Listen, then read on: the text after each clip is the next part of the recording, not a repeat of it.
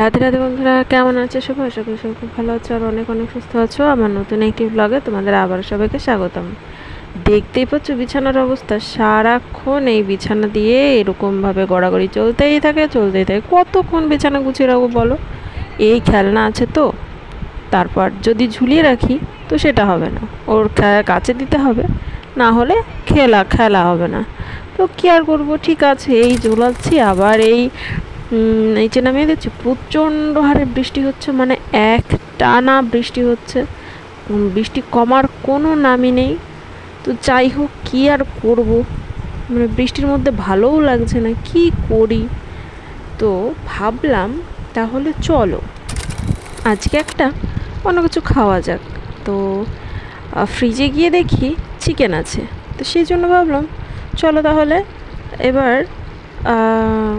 পকোড়াই করি, যেহেতু solid chicken. তো যেই কথা সেই কাজ, মোটামুটি করে নিয়েছি পকোড়া। তারপর দেখো এসছে ওষুধের পার্সেল। ও মনে হচ্ছে ওর খেলনা কিংবা ওর কোনো কিছু এসছে। তো ও কি করেছে, ও তো নেওয়ার জন্য একেবারে পাগলের মতো করছে, কিন্তু সেটা তো করলে হবে না, আমরাই ছিঁড়তে পারি না, তো ওকে দিয়ে গিয়ে ছড়াবো। মনা তো খুব খুব ছটফটে, মানে ও এত দুরন্ত কি বলবো। তারপর একটা জিনিস, ভালো জিনিস এসছে, ওই যে ফটফট ফটফট করে ফোটে, তো সেটা আমার না ওটা খুবই ভালো লাগে। মানে কি বলবো, মানে এত ছোটোবেলায় এত এত এত খেলেছি এই জিনিসটা নিয়ে, চাপ দিলে একেবারে ফটফট ফটফট করে ফুটতেই থাকে।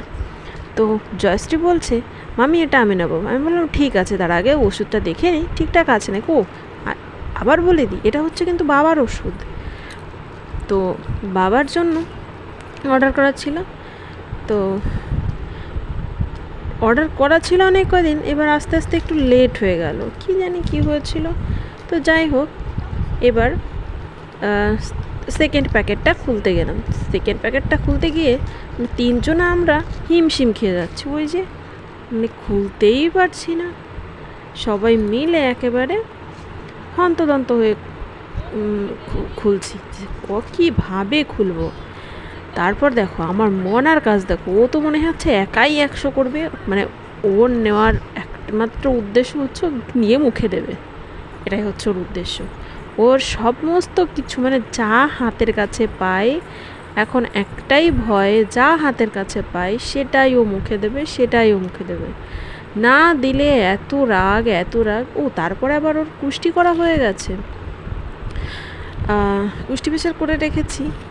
তো যাই হোক, আর মানে আমাকে তারপর আবার বলেছে প্রচণ্ড রাগ হবে, প্রচণ্ড রাগ দেখেই বোঝা যায়, মানে কোনো কিছু যদিও নিতে চাই সেটা যদি না দেওয়া হয় প্রচণ্ড রেগে যায়। তো যাই হোক, আজকের ভিডিওটা তোমাদের কেমন লাগলো অবশ্যই